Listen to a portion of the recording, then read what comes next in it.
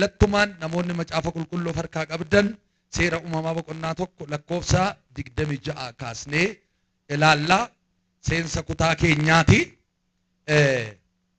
Boqonnaa tokko lakkoofsa 26 kaasee isa jiru wajjin dubbifanna. Kana booddee Waaqayyo koottaa akka bifa keenyaatti akka fakkaattii keenyaatti nama in uumnaa. Isaan qurxummii galaana irratti simbiraa fi allaattii qilleensa keessa balali'an irratti horii qe'ee irratti bineensa lafaa hundumaa irratti munyuuqaa lafaa irra munyuuqan hundumaa irrattis mootummaa haa qabaatan jedhe. Egaa Waaqayyo akka bifa isaatti nama uume akka bifa fakkaattii isaattis jechuudha akka bifa Waaqayyootti isa uume. Dhiiraa fi dubartii isaan uume. Waaqayyo isaaniin horaa baay'adhaas lafa guutaa isa sarka jala galfadhaa qurxummii galaanaa irratti simbirroota qilleensa keessa balali'an irratti uumama lafarra munyuuqan hundumaa irrattis mootummaa qabaadhaa jedhee isaaniin eebbisee jedha. Lakkoofsa 29 yommus Waaqayyo kunoo ani biqilaa sanyii godhatu isa irra lafaa hundumaa irra jiru muka ija godhatee sanyii isaas ija isaa keessaa qabu isiniif kenneera. Isaan nyaata isiniif haa ta'an. Bineensa lafaa hundumaa fi simbira qilleensa balali'an hundumaaf wanta lubbuu qabatee jiraatuu fi lafarra munyuuqu hundumaaf biqilaa lalisaa hundumaa nyaataaf kenneeraaf jedhee innis akkasuma hin ta'e. Waaqayyo waanuma hojjete hundumaa in ilaalee kunoo innis baay'ee gaarii ture. Galgallis ta'ee ganamnis ta'ee kuni guyyaa ja'affaadhaa jedha. Egaa kutaa kana keessatti kan nu wajjin ilaallu lakkoofsa 28 irratti jecha gooftaan itti dubbate nama uume ka'eetu isaan eebbisee jedha. Isaan eebbise jedha. Mata duree ergaa raajii gooftaan laphee koo irra ganama kana kaa'e isiniifan kennaa. Innis akkas jedha Waaqayyo si eebbisa jedha. Mee akkas jedha Waaqayyo na eebbisa jedhame. Waa'ee eebbaa laalla. Waaqayyo nama akkamii eebbisa? Akkamitti nama eebbisa? Yoo nama eebbisu immoo maal lamaaf kennee nama eebbisa? Waan jedhu hamma afurri Waaqayyo nu gargaare damnee wajjin ilaalla. Uumama kana keessatti boqonnaa tokko kana guutummaatti yoo laaltan yeroo Waaqayyo hojii isaa jalqabaa kana hojjetu argina. Tooraan wanta ija namaatti mul'atu wanta ija namaatti hin mul'anne wanta namni qoratee bira ga'u wanta namni qoratee bira hin geenye yeroo inni uume argina. Haa ta'u malee yeroo guyyaa ja'affaan ga'u Waaqayyo koottaa sadan tokkummaa Waaqayyo illee lafa kana keessatti caqasamee ture. Koottaa yeroo jedhu kuni eenyudha? Waaqayyo abbaan jira, ilmi jira, hafuurri qulqulluun jira jechuudha. Kanaaf koottaa maal goona? Uumama hundumaa uumee ka'e Waaqayyo koottaa jedhe. Akka bifa fakkaattii keenyaatti nama uumnaa jedhe. Waaqayyotu nama uumna jedhe. Kanaaf maaliif nama uumnaa? Isaan qurxummii irratti, simbira allaattii qilleensa balali'uu irratti, bineensa daggalaa keessatti, sagalaana keessa jiru irratti aaboo haa qabaatanii, haa bulchanii, munyuuqa lafarraa hooggananii, biyya lafaarratti mootummaa qabaatanii. Kanaaf koottaa nama uumna jedheetu Waaqayyo biyyee suphee irraa fuudhee dhala namaa tolchee waan uume hundumaa keessaa waan baay'ee laalaa ture Waaqayyo.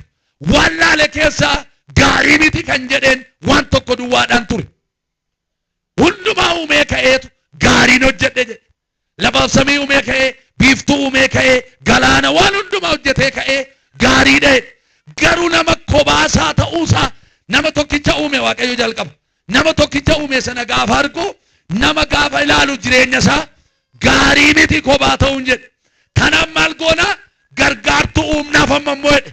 Waaqayyo gargaartuu kenneef. Waaqayyo gaafa nama uumu akka namni rakkatu, akka namni qoramu, akka namni harka namaa laaluuf, akka namni bakkeetti ba'ee kufu baduuf Waaqayyo nama uumne. Waaqayyo yeroo nama uumu ittan dhufa ganaa wangeelaa laallaa deemna waan ta'eef.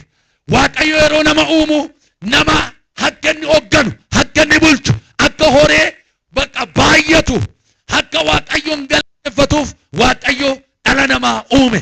Dhalli namaa kaayyoo uumameef kanarraa hin maqe. Kanaaf Waaqayyo bara isa dhumaa kana keessatti illee ilma isaa nutti erge. Karaa ilma isaa kanas nu eebbisuudhaaf nu eebbiseeras. Ammas ilma isaa kana deebisee biyya lafaatti hin erga. Maaliif erga inni amma ammoo isa dhumaa warra kan isaa ta'an fudhachuudhaaf lammaffaa isa dhumaa isa bara baraa deebisee nuuf erga. Haa ta'u malee kutaa kana keessatti Waaqayyo nama uume hin eebbise. Jireenyaan hin eebbise. Gaa'ilaan hin eebbise. Karaa hundumaa hin eebbise. Fayyaadhaan hin eebbise. Kanaaf Waaqayyo Waaqa maqaan isaa eebbisaa jedhamudha. Kanaaf namoonni ganama kana carraa argattanii dhuftan sinirratti nan dubbadha. Wangeelli sin jedha. Ganama kana Waaqayyo nu eebbisuu qaba. Merka keessan ol kaasa warri eebbifamuu barbaaddan. Abaarsan jibbe rakkinuman jibbe qoramuudhuman jibbe warrettan. Yaa Waaqayyo ganama kana nama eebbifamuuf gara waldaa kanaa dhufe maqaa Yesuusin eebba ittisa bantii Waaqaa bante. Kan lafaa bantee akka ishee eebbiftu akka isa eebbiftu. Maqaa Yesuusin sin kadhadha eebbi addaarra taabanama. Merka keeraa sinan eebbifama jedha. Haleluuyaa. Akkuma ati dubbatte sii ta'a. Gooftaan Yesuus akkuma amantii keessiif ta'u jedheetu namoota gara isaa dhufan fayyina sarraa barbaadan eebba sarraa barbaadan dhufan akkuma amantii keessiif ta'u jechaani ture. Kanaaf waan dubbattutu sirratti ta'a. Gooftaan Yesuus waa'ee arrabaa waa'ee dubbii barsiiseera. Yaaqoobbas barsiisaniiru. Keessumaa Gooftaan Yesuus dubbii keetiin sii faradamaa jedha. Kanaaf yeroo dubbatamu hin callisina. Mee Waaqayyo na eebbisa jedhame.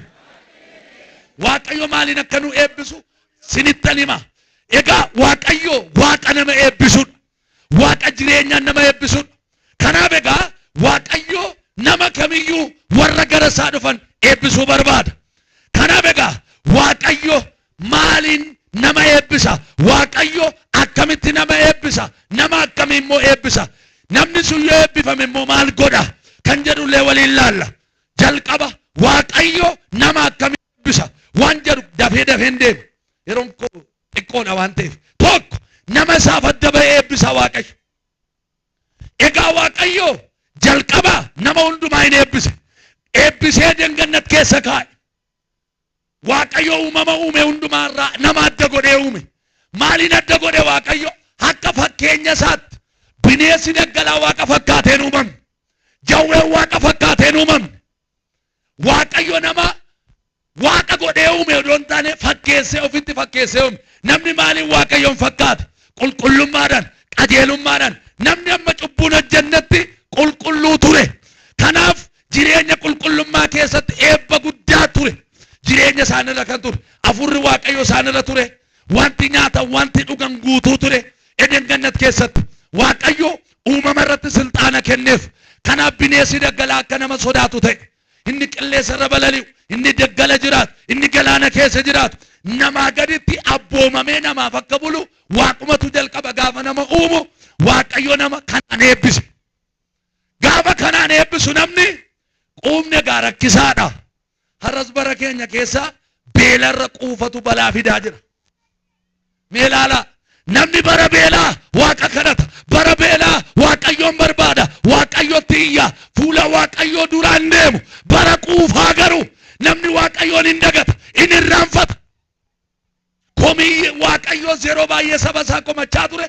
Labasi kaasee maa dagattaa'e. Uffata gaarii sitti uwwisee ati garuu sarara ofirraa baafte. Raaree keessa turte achi keessaa si baasee nama si godhe. Ati garuu deebistee wayyaa sana ofirraa baafte. Deebitee ejjuutti fufte. Deebitee anna keetti fufte. Jedhee Waaqayyo Israa'elootatti dheekkamaa ture. Haa ta'u malee Waaqayyo egaa kaleessas nama kan uumeef akka du'uuf akka baduuf hin turre. Namatu cabinsa, rakkina, beela, du'a harka isaan ofitti fide. Har'allee Waaqayyotu waan nutti fide jenna baay'eesaa. Waaqayyoon koman. Waaqayyo irraan kaname immoo seexana yookiin nama koman. Ofin komatu namni baay'een. Hewaan rakkina ofitti fidde, mana ishiitti fidde, abbaa warraa ishiitti fidde. Sossobbaa seexanaa sana dhaga'uudhaan eebba Waaqayyoo isaan eebbise san keessaa cubbuudhaan gadi baafaman. Kanaaf egaa Waaqayyo bara kanas nu eebbisuu barbaada. Seeruma uumamaa boqonnaa 12 fudhattanii ilaaltan seenaa nama tokko baay'een keessan beektu. Waaqayyotu gara Abrahaam dhufe. Abrahaam qomoo waaqa tolfamaa waaqessu keessa nama tokko ture. Abrahaam Waaqayyoon hin beeku ture. Garuu Waaqayyo saba lafa kanarraa waamee eebbisuudhaaf nama isaa ta'u barbaaduudhaa gadi dhufe. Namni hundumtuu Waaqayyo irraa garagale. Seera uumamaa boqonnaa 6 fudhattan Waaqayyo yeroo dhala namaa adabu argina. Yeroo fuula irraa garagalfatu, yeroo bishaan badiisaatiin balleessu. Haa ta'u malee Waaqayyo Noohin hambise. Boqonnaa 9 keessatti soo dhuftanii as laaltan Waaqayyo Noohin hin eebbise. Namni immoo deebitee baay'atte. Hamma cubbuun itti fufe haddan cinne sanarraa kan ka'e hammas immoo Waaqayyo saba keessaa nama Abrahaam jedhamu tokko bira dhaqe.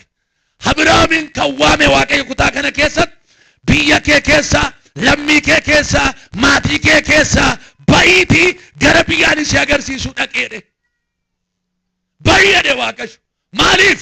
Kinoo gara gadi jira. Ani saba guddaa si godha. Sin eebbisa jedhee Waaqayyo. Waaqayyo yeroo itti dubbatu Abrahaamitti maaliif si baasa? Saba guddaa si gochuufani jedhe. Si eebbisuufani jedhe. Waaqayyo nama ba'uuf eebbisa.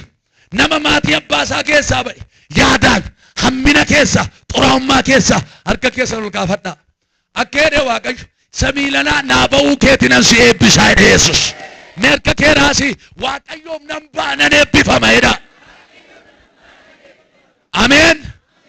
Warra ba'antu eebbifama. Nama Waaqayyoof adda beetu Waaqayyo si eebbisa. Bara kana Waaqayyo dimshaayetti nama eebbisu hin jiru. Cubbuu otoo gootuu sin eebbisu. Cubbuu otoo gootuu nama guddaa sin godhu. Beenyaan nama cubbuu hojjetu du'aa jedha waan ta'eef. Sagaarii godhuuf gaarii, saamaa godhuuf hamaa. Namni waanuma facaasee hamaa jedhe Gooftaan. Gaarii facaasanii hamaa hammachuun hin jiru. Hamaa facaasanii gaarii hamuun hin jiru. Kanaaf Waaqayyo Abrahaamin maal jedhe? Sin eebbisaa jedhe. Maal laata jedhe? Naa ba'i. Maatii abbaa kee keessa, biyya kee keessa naa ba'i jedhe. Raajaa baaya.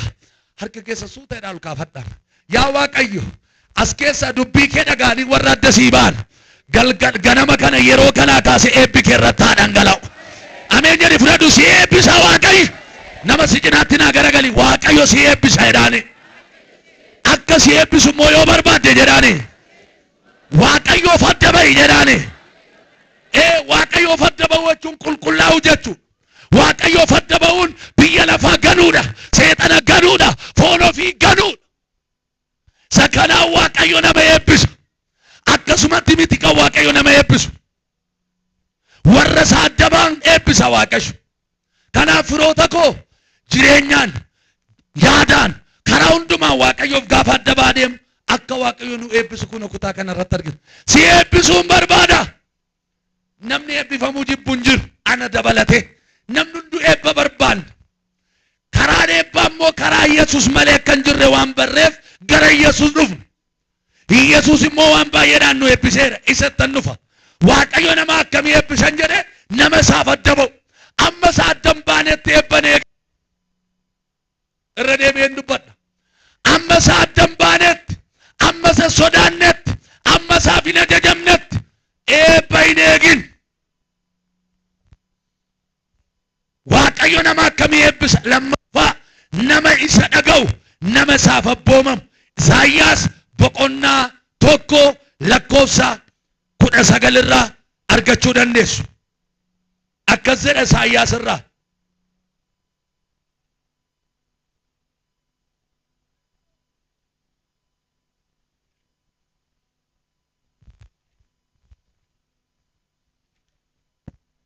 Nan dubbisa.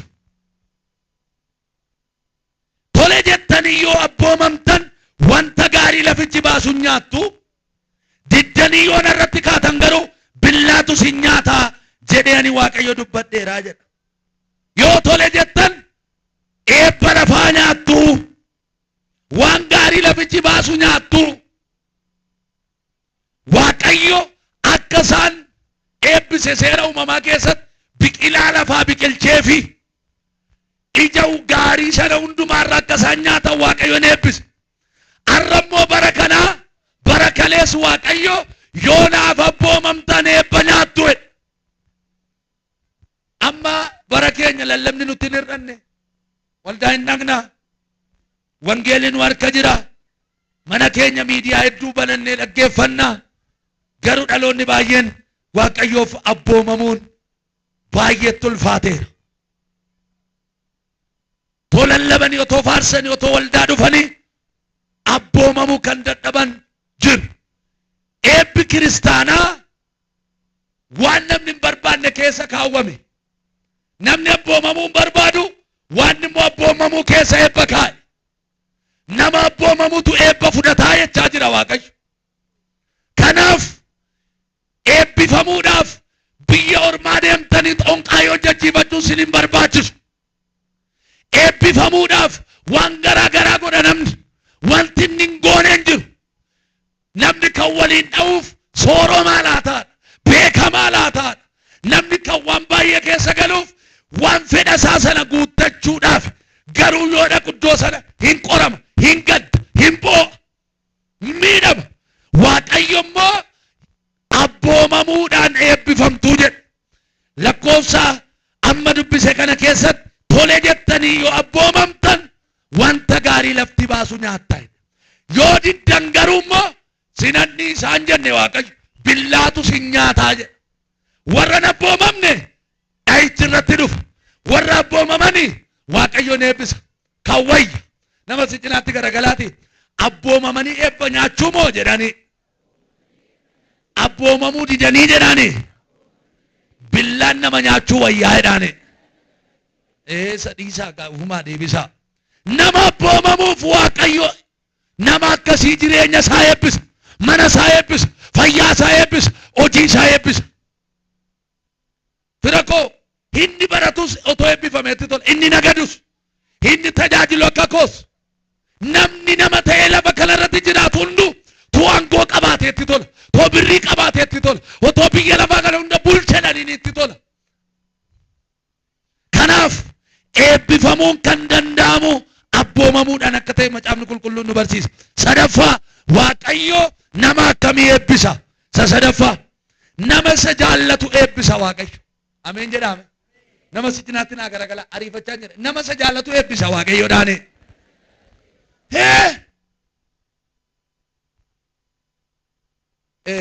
Yeroo tokko akkas jedhame ergaatu dubbatame. Jaarsa waldaatti ergaan dubbatama. Waaqayyo gaa'ilaanan si eebbisa siin jedha Waaqayyoodhaan raajiin tokko. Maaliidhaanan si eebbisa? Gaa'ilaanan si eebbisa jennaan haalleluuyaadhaan lisaana dubbatee fudhate ergaa sana. Gaafa ergaa sana haalleluuyaadhaan fudhatu ba'ee hojiitti kun dirqama waan ta'eef gaa'ila irratti hundeesse. Jaarsi waldaa warri hafe maaliif gaa'ila irratti gaa'ila hundeessite haa jennaani Waaqayyo akkoo natti dubbatee ture gaa'ilaanan si eebbisa jedhe.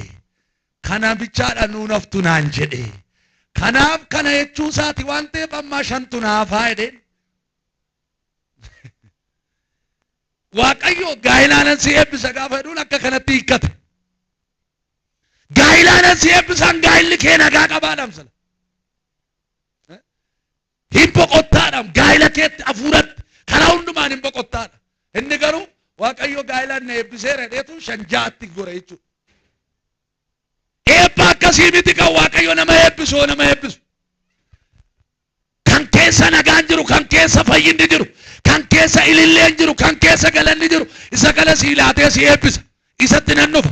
Kanaaf har'oo Waaqayyo nama akkamii eebbisa, nama akkamii gargaara, nama akkamii baasa, nama akkamii muuda, nama akkamii fageessa yoo jettan nama isa jaallatu.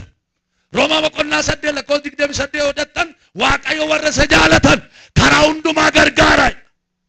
Karaa hundumaa gargaaree gara gaariitti geessa. Gaariin sun eebba. Gara du'aatti hin jedhu, gara salphinaatti hin jedhu, gara kisaaraatti hin jedhu. Harka kee ol kaase. Waaqayyoon jaallatta taanaan bara ormi allayyaatti bu'ee dhumu Waaqayyo tulluu galataatti ol si baasa. Warri ameen jetta sinirra taa ta'u mee hidhadhuu nan eebbifama jedha. Jireenyaan jedhame, hojiidhaan jedha, hafuuraan jedha. Harka kee ol kaasi Waaqayyo barana si eebbisa. dhugaa isaa sirra na dhaabee sitti masii eebbisa. Mee nan eebbifameedha. Jedhi nan eebbifama. Galateeffadhume warri eebbifamtu. Eebbifamuudhaaf gana tabba qofforuun sin barbaachisu. Tulluutti naanna'uu sin barbaachisu. Gangalachuu sin barbaachisu. Karaarra teessee nama kadhachuu sin gaafatu. Isa jaalachuu si gaafata. Waaqayyo guyyaa tokko Abrahaamitti dhufe. Isuma sin eebbiseedheen kanaan. Waaqayyo akkuma jedhe Abrahaam eebbiseera. Abbaa saba baay'ee si godha. Maqaa keenan guddisa. Qomoo lafarraa. Haleluuyaa. Sababii keetiif akka isaan waamaman nan godha jedhee. Guyyaa isaa eegee ta'e. Ilaa Waaqayyo sin eebbiseedhee yallaatti sin ergu. Sin eebbiseedhee karaatti sin hambisu. Na dhagaartu miti. Meerka kee ol kaase. Bara 2017 keessatti namni ollaa gidduutti eebbifamu si ta'a. Waldaa kana keessa nama eebbifamu hin beeku. Waaqayyo hojiidhaan si eebbisa ta'u. Fayyaadhaan si eebbisa ta'u. Garuu akkasaan jedhu dhageera sin eebbisa. Si eebbisa Waaqayyo. Nu eebbisa Waaqayyo. Kanaaf akka eebbifamnuuf Waaqayyoon haa jaalannu. Gaafa Waaqa jaallattu hamaan jaallattu. Gaafa Waaqa jaallattu jibba wajjin waliin galtu. Hammeenya wajjin waliin galtu. Waaqa jaallachuu jechuun waan hamaa jibbu jechuudha. Waaqa jaallachuu jechuun isaaf amanamuu jechuudha. Isa sodaachuu jechuudha. Abrahaamiin Waaqayyo akkas jedhe. Mucaa sii kenneera. Hammoo si eebbiseera. Galgala keessa ikkoo nama guddaa si godheera. Ikkoo Yisihaaq jechuun kolfa jechuudha. Hiiki maqaasaa. Namni hundumtuu gaafa mana Abrahaam nuuf kolfee otoo hin bahin hin galu. Hunduu kolfee gala. Ergaan sii qaba. Barana waan si eebbisa. Namni si ergu hunduu kolfaa ba'a. Raabaataa dhaaba. Fudhadhume. Wangeelatti namanta miti. Kiloo ergaa darajee miti ergaa Waaqayyoo sitti maayira. Ilaa. Mana Abrahaam Yisihaaqitu dhalate. Mana keeti ililleen galataa hin dhalata. Namni si ergu hunduu kolfaa deema. Salphattee sitti kolfan miti. Sakuftee duutee sitti kolfan meerree waan ni keessa hin jedhan miti. Safuudha abboo Waaqayyoof. Waaqayyo nama akkanaa fayyisee. Waaqayyo nama akkanaa guddisee. Waaqayyo dhuguma hin danda'e. Jedhanii waa'ee kee dhufanii eebbifamtuu kee arganii eebbifamuu kee arganii waa'ee keetiif Waaqa galateeffachaa ba'u. Hin gammade maqaa Abrahaam, hin gammadde Saaraan, hin gammade ollaan, hin gammade warri ishii beekan warri ishii hin beekne. Kuni dinqiidha jedhan. Haa ta'u isuma akkanatti itti gammadame kana na jaallattaa jedhe Waaqayyo seera uumamaa boqonnaa 22 irratti. Sin jaalladhe akkuma dur na jaallattutti na jaallatta. Abrahaam yeroo mucaa sin arganne Waaqa jaalata. Gaafa mucaa argates Waaqa isaa jaalata. Haleluuyaa. Jirtuu laata lafoonaa irratti kan Waaqa jaallattan. Gaafa qabdanis kan Waaqa jaallattan. Gaafa hiyyoomtanis gaafa sooromtanis kan Waaqa jaallattan. Isinii barana Waaqayyo eebba wayii fidaa jira. Hin beeka Waaqa isaa. Hiddamanee beeka Abrahaam sirritti. Waaqni isaa waan guddaa akka godhuuf hin beeka. Kanaaf hin amaneedha. Hin amanee Abrahaam. Amanuutu eebba of keessaa qaba waan ta'eef. Hin amanee. Kanaaf Waaqayyo isa eebbise. Abrahaam ooyee na jaallatta sirritti. Waanuma sii ta'uun nabaa waan jedhu beektanii. Namni tokko amma waanuma sii ta'uun nabaa siin jaalladhaadha. Namni jaalalli namaa isa kokkoliiti. Kan gooftaa garuu kan lubbuuti. Firri keessa ollaan keessa obboleettiin keessa kokkee ol si jaallatu. Kana jechuun arraba bichaa. Bara kana jaalala afaanii bichaa baay'ate. Iyesuus garuu jaalala afaanii odoo hin taane jaalala hojii. Du'ee nu argisiisee nu reebamee amma kanan si jaalladhaa nuun jedhe. Abrahaameen mucaa qabdu dhaqii naa qal. Otoo sin ta'e maal gootu? Mee Abrahaam ni isaaf. Abrahaami jaalala Waaqaaf qabu mul'isee darbe. Otoo si ta'e maal kennita? Abrahaam ittiin qoree ilaalu fedha. Qoramuu isaa immoo hin beekne iyyuu Abrahaam. Garuu jaalala isaa qabu. Otoo Waaqayyoon na qaruudhaaf jedhe Yesuus hime. Otoo siniiti Waaqayyo akkoo kana godhe otoo siniin jedhe salphitaniiti kun ergaa sobaati ergaa diinaati maqaa Yesuus narraa ifatami jettu. Waaqayyo mucaa koo narraa fudhachuu barbaada? Maal balleessa? Kana dura Waaqayyo nama nyaatee beekamoo maal jechuun? Jedhee qoyimee irrattan kadhadhaa kun ergaa seexanaa ta'a. Ergaa Waaqayyo miti addan baafadhaan jennee bira. Sagalee Waaqa isaa kalees beeka har'as beeka. Adda baafate toleedhe. Haadha warraa hin dhokse Waaqayyo isa biraamis. Otoo Saaraan dhageesse gudiin dhufa. Sarraata Eebbifamoonni mana isaalleen bar harree fudhatanii qajeelanii qoraan fudhatanii billaa fudhatanii qajeelanii Samboda hojjettootas harrees deebisanii mucaa duwwaa wajjin bahe gaaratti bakka Waaqayyotti agarsiisu sana ga'e mucaa isaa qabee achirra ciibse qaluudhaaf yaa gooftaa jedhe gaabra dhalli koo itti yaaqa sinaan caaltu siif nan kenna amma si jaalladhu kinoo ati tokko sii kenna naan jette miti saba guddaan si godha naan ammayyuu abdii qabaam kanaaf aarsaa godha harka kee ol kaase warri Waaqa jaallattan barana hin kassartan. Mee nama si cinaatti garagalii Waaqa jaalladhu namaa gadi hin taatu jedhaani. Waaqa biraatti waan biraan baatin Waaqa biraatti waan biraan leellisin Waaqni kee Waaquma suma nama si godhe sumarraa si ga'e raajaalaa raadiyaalaa boora harka kee ol kaasime waa tokko jedhee si eebbisa jaalaluma Kiristoosiin Waaqayyo barana si amacheessu harka kee bal'ifadhu siifan kadha Waaqayyo namnas keessa jiru jaalala horii miti jaalala biyya lafaa miti jaalala hafuura kee naamachaani jaalala ayyaana kee naamachaani jaalala dubbii kee naamachaani jaalali nama macheessa namoota jaalalli fooniyyuu sin qabe maal akka sin godhe beektu miti irriiba sin irraa balleesse sin baajjachiise olii gadi sin dawwalchiise jaalalli fooniyyuu waan baay'ee nama gooti jaalalli Yesuus jaalala foonii miti jaalala lubbuuti ameen jaalala hoo isee namarraa galu miti jaalalli isa jaalala foonii si hoo iseetti akkasi bulduksee sirraa gala jaalalli kan Yesuus garuu citee sitti tapha Waaqayyo nama isa jaallatu eebbisa bakka na jaallate kinoo በስመ አብ ወወልድ መንፈስ ቅዱስ አሐዱ አምላክ jedhe fakkaata billaa mucaa arsaarra ciibse mee qalii haadha kee mucaa kee qalotoo siin jedhani ofurra maasitti galee nana hin qabdu hin ulfaata kun waan budaa afurri wayirra jiru fakkaatu amma bira afuruma Waaqayyo takka isa godhaa jira afuruma itti dubbate san tokko isa godhaa jira samiin baname amma gaafanni billaa kaasu amma dhumaatti isa eege Waaqayyo dhiisi akkana jaallattu argeera amma jedhuunitti samiin baname habiroomin dogoggorin akkaatiin jaallattu amma argeera raabaachaana makraadiyaa habiroom mucaan keessa boomamaadha ati sina jaallatta kana mucaa kee miidhiin edheeni harka kee ol kaafadhu warri jaalala Waaqayyoof jettanii aarsaa kaffaltan barana Waaqayyo siif waa qopheesseera Waaqayyo eebba wayii sii qopheesseera Waaqayyo dhaala dhumne sii qopheesseera Waaqayyo jireenya banne sii qopheesse mee ameen dura mucaan karaa irratti eessa oolan jedhe billaan kinoo qoraan kinoo kirbiitiin kinoo garuu eessa oolan jenna Waaqayyoon ergee dheetu otuma beekuu amantiidhaan mucaa dhoksee mucaa saqaluudhaaf mucaa dhoksee deema Waaqayyo isatti dubbata sana mirkaneessuuf namni Waaqayyoon jaallatu namni akka isa jajuuf waan godhu akka namni isa leellisuuf waan godhu otoo maattuun himin Waaqayyoon isaa duwwaa wajjin walii galee fudhatee deeme barana warri Waaqa wajjin walii galtanii waan hafuurri Waaqa godhi isiniin jedhe gootan akka jedhu Waaqayyo bara biyyi lafaa gadi deemu oola deemtaa jireenyaan oola deemtaa hojiidhaan oola deemtaa nan arga gubaa'ee kana gidduudha nama eebbifamu maqaa Yesuusis haa ta'u hin beekon qoy waan itti si eebbisuu sitti hima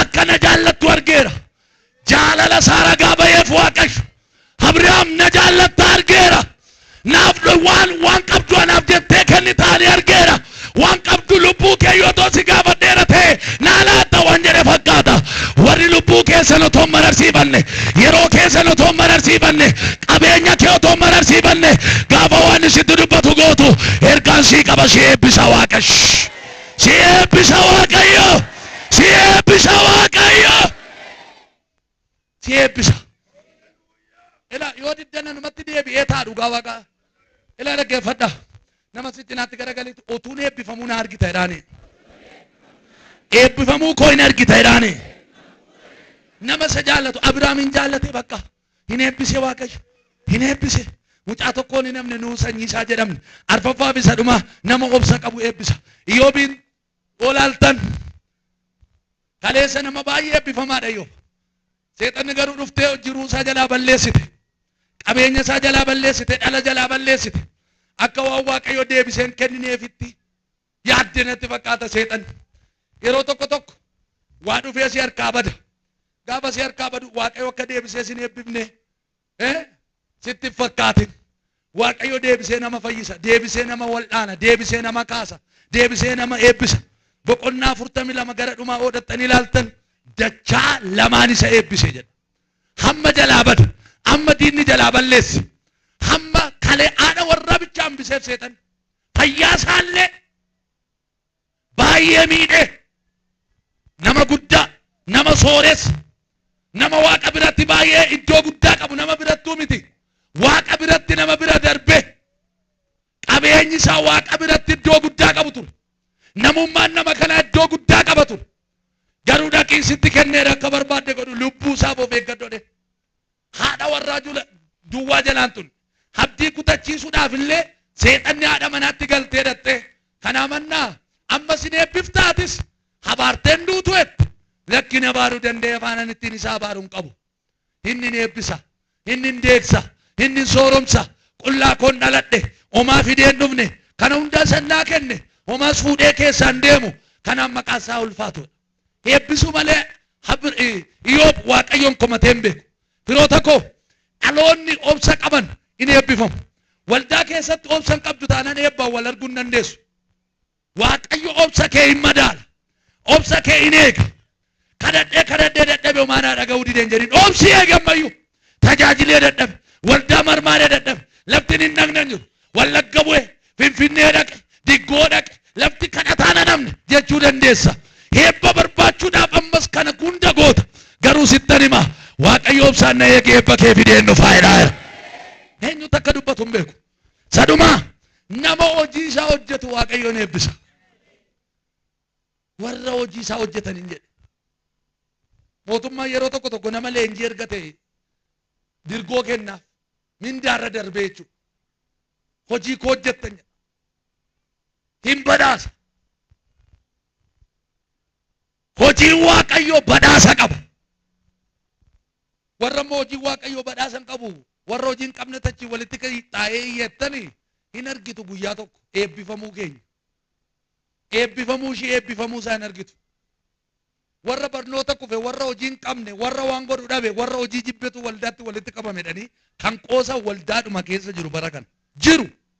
Numa wajjin nyaachaa, numa wajjin ililchaa, numa wajjin waaqessaa, numa wajjin jireenya bara baraan galadhaa. Gaafa hojii Waaqaa hojjettu kiyyoo sitti ta'u, gufuu sitti ta'u, si tuffatu. Jiru waldaa keessa bakkee dhiisaa. An bakkee hin galleef. Garuu waa tokko sitti hima. Haa xiqqaatus haa guddatus hojii abbaan keessatti kenne hojjetaa kan jirtu bakkee irratti waldaatti lafa teessutti lafa ooltutti ilaahin kaa ergaan sii qaba. Barana eebbanan si baasadha Yesus. Meenan eebbifama jedha. Waaqayyo maaliin nama eebbisa? Tokko nagaa nuu laachuudhaan nu eebbisa. Tokkoffaa nagaa.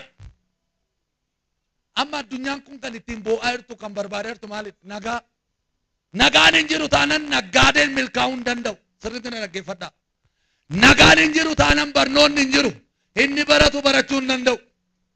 Nagaan akka ati beekaa taatuuf carraa sii laata. Iyyasuus Isaayyaas 53 irratti lakkoofsa 4 kaastanii yoo dubbistan inni nagaa nu akka argannuuf adabameedha. Nu madaa'eedha. Nagaa Eden Gannat keessatti namaaf Waaqa gidduudhaa bade sana deebisuudhaaf Waaqarraa dhufe. Namni bara kana buddeen nyaatu namne nagaa dhabe. Namni uffata uffatu namne nagaa dhabe. Nagaan biyya keessaa badeera. Waldaadhaa badaa jira. Gaa'ila keessaa badaa jira. Hiriyaa lamaan gidduudhaa badaa jira. Qilleensarraa badaa jira. Barana keede Waaqayyo yoo ati isanan isiin jedhe kana goote nagaa biyyin arganne nagaa guddaa sii kennee si eebbisaa. Meerka kee raasiiti raajo ofirratti nagaan koo fudhatamu jedhama. Ishi gooftaa koo yoo jettan hirma sinii ta'a. Hin jenne taanan dirqaman qabdan mee nagaan koon boora'u jedhame. Akka deddesiifaa godhu Yesus. Nagaan keessi jalaan boora'u. Eeyyee Waaqayyo nagaadhaan si eebbisa. Nagaa qabaatta bakka. Nyaattuu nagaa, uffattuu nagaa, teessu nagaa, hin baratta nagaa, hin baata nagaa, hin galta nagaa. Oo gooftaa ko maaloo harka kee bal'isi. Nagaan dhabame ani sagala sii baadhee dhufe. Kinoo wangeelli nani lallabe wangeela nagaadha. Saba kanaaf nagaan haa ta'u. Biyya kanaaf nagaan haa ta'u. Warra qaban hin qabneef nagaan haa ta'u. Mee nama si cinaan haaraa sitti naa himi. Nagaan sii ta'a jedhaani. Waaqayyo nagaadhaan si eebbisa jedhaani. Amma namni tokko gamoo rakkoon qabu giddeen lafa. Gamoo sii kennee nagaa keessaan qabdu taanaan maal godha? Meetti yaadu. Buddeen nyaattu sii kennee garaachi kee nagaan qabu taanaan min waa gaallu maal gatii qaba? Caammaa guddaa birrii 15,020 bittee luka nagaa qabu hin qabdu taanaan maal sii godha? Harki kee nagaa miti taanaan. Jireenyi kee nagaa miti taanaan. Maal si fayyada? Nagaa kan hundeesse, nagaas kan deebisu, nagaas kan kennu Waaqayyo duwwaadha. Kanaaf waldaa gannat dhaloota irra carraa argattanii nageeffattan fixaan jira. Barana Waaqayyo waan ani ittiin si eebbisu jedhe anormaa dhiisan kee fudhadhu. Waan ani ittiin si eebbisu jedhe siin mana keef nagaan kennuudhaan. Abeet nama lama fudhate ilaa fudhadhume namni akka as keessa baay'ate jireenya kee keessatti nagaa sii kennee si eebbisu. Yeroo warri qaban nagaa dhaban ati immoo innati qabdu nagaa qabaattee deddeebita. Nagaa qabaattee na waaqessita. Nagaadhaan na kadhatta jedha Yesuus. Bakka. Nagaan badee amma nagaan hin deebi'a. Uumamatti nagaan hin deebi'a. Qilleensatti nagaan hin deebi'a. Bishaan keetti binaan keetti nagaa isaa deebisa. Kan dide adidu barana Waaqayyo nagaa siif haa deebisu. Nagaadhaan si eebbisa. Nagaa uffe ammam qabeenya ammamii nagaa siin kennu. Beekumsi ammamii nagaa siin kennu. Digiriin ammamii nagaa siin kennu. Amma waa tokko isinitti hima. Nu amma uffatuma kana uffannee otoo guyyaa lafaa deemne nagaa nuun kennu. Ijoollee maa sagantaa wayii jira nuun jedhu laata. Nu cannaqa ofirraa baasii. Nama amma uffata gaarii uffattanii guyyaa cidhaa fa'oo deemtan isinitti tola. Uffata baay'ee garuu gaarii gatii isaa wajji guyyaa lafaa guyyaa gabaabaa otoo uffattanii deemtanii lafumaa keessin cinqa sin dhiphisa. Maaliif? Yaaddanii beektu? Sin callaqa akkasumatti nagaan qabu uffannumti namni uffatu baay'eensa. Ergaan sii qaba. Uffattu nagaa, teessu nagaa, nyaattu nagaa, dhugdu nagaa, baatu nagaa, barattu nagaa, nagaddu nagaa. Waaqayyo warra ameen jedhee fudhate irratti naa chaappes. Dhugaa Waaqayyo. Keellaa ibiddaatiin warra naannoo kee naannaan ishee gasii ramada. Ibidda boba'u keessatti ati nagaa. Abeet ameen jedhimee beente. Ila galaana nama fudhatu keessatti ati nagaa. Bubbee nama kuffisu keessatti ati nagaa. Biyyi jeeqame keessatti ati nagaa. Warina ilaallata jettee ameen. Waa'een nagaa gaafa nagaan bade namaa gala. Miyaan nagaa gaafa nagaan bade namaa gala. Hamma nagaan jirutti waan nagaa qabu namni itti fakkaatu. Mee waa'ee nagaa kee kanaafuu galateeffadhu. Dhibamtee halkaarra hin jirtu.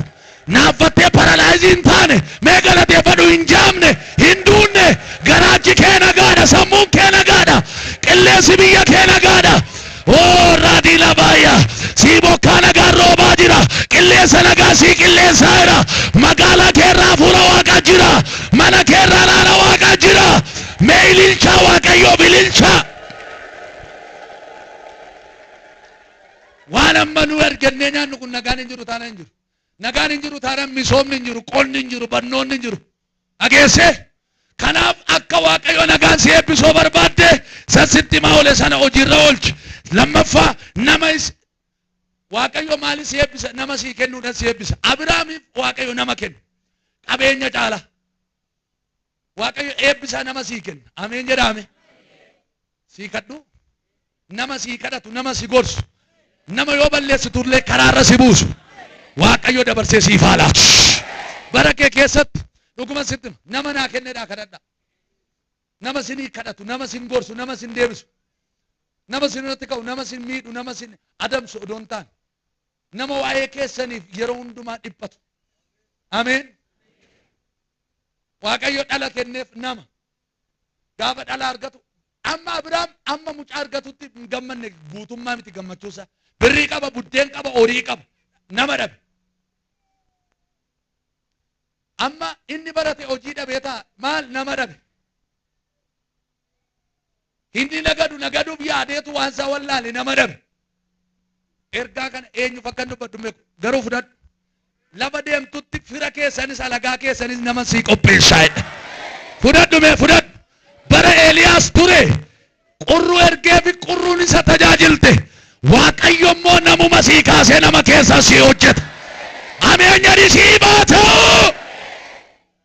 nama sii kennuudhaan si eebbisa sadaffaa qabeenya sii kennuudhaan si eebbisa Iyyoob qabeenya isaa deebi'e nagaa isaa hin deebi'e baay'ee kadhachaa jirtu jedhee mana iyyummaan gadheedha iyyummaan hafuurattis foonittis gadheedha iyyeessa taanaani sargii namaa dhaqxeen hirmaattu gadduma namaallee dhaquudhaaf iyyummaan kee baay'ee si dhorkiti tarree hiriyaa kee dhaabachuudhaaf iyyummaan baay'ee gadheedha akka ati hin dhaabanne si gooti biyya lafaa kana irratti namoonni baay'ee sagalee qaban warra qabeenya qaban waldaa keessatti iddoo garagaraatti olaalta amma meekkoo kadhannaan warra qabeenya qabduuf ta'uu jalqabdeetti hin qabdu taanan tsalootiin hin jiru jechuudha akkuma waan si gargaaretti iyyuma kana kadhachaa dhidhiitattee jalaa ba'uu qabdu harka kee ol kaase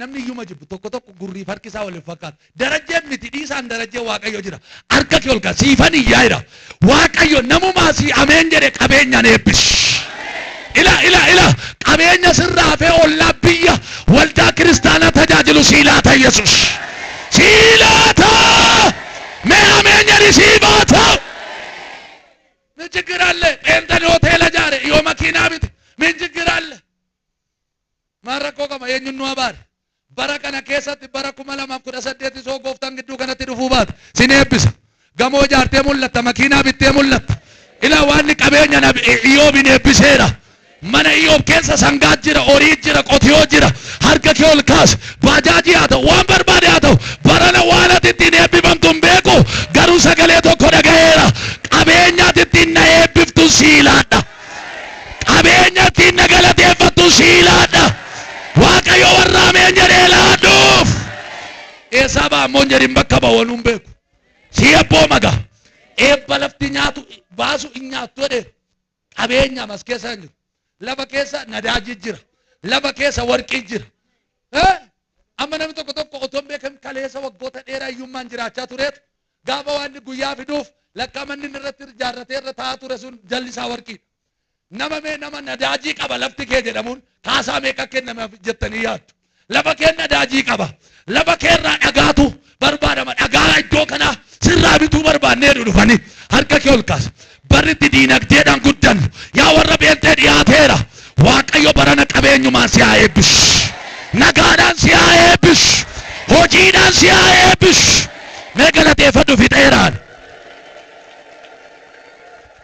hafuura isaa namaa kennuudhaan nama eebbisa teessoon tokko irraa olaalta eebba hafuuratiin nu eebbisee jedha eebba hafuuratiin nama eebbisa Waaqayyo hafuura isaa dhuguma isinitti himu isa nama jechaa oole kana hundumaa caala hafuurri Waaqayyo nama ga'a fuurri isaa sirra dhumnaan doortuu iyyeetti gadadoo sin godhu Waaqayyo isa jalqabaa pheenxee maaliin eebbisee ottan hafuuraan nagaa qabna hin boqonna nyaannu uffannu hin boqonnan bakka Yesus gooftaadha kanaaf jireenya bara baraa nuu kennuudhaan nu eebbiseera nu eebbisas amma mee Waaqayyo warra eebbifamoo achitti galchuudhaaf deebi'ee dhufa warra kaleessa eebbifaman harmati hootee guddatte akkamaa gammadan isaanoo eebbifamoodha nama warri dubbii koo dhagaanii hojiirra oolchan akkamaa gammadan isaan immoo eebbifamoodha ameen firoota koo nuyi warra eebbifamoodha Waaqayyo jireenya birriin hin binne qabeenya addunyaa kanaa walitti dhufee mootummaa Waaqaa nu galchuu hin danda'u